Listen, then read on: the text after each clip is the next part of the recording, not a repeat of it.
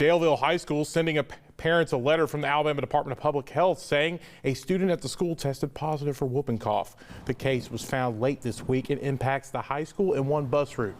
Whooping cough, also known as pertussis, is a highly contagious respiratory disease that can cause severe coughing fits.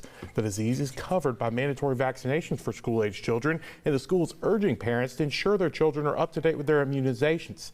While the student's identity has not been disclosed, school officials are closely working with health authorities to monitor the situation and prevent further spread. In the meantime, parents are advised to watch for symptoms of the illness, including severe coughing, and to seek medical advice if necessary.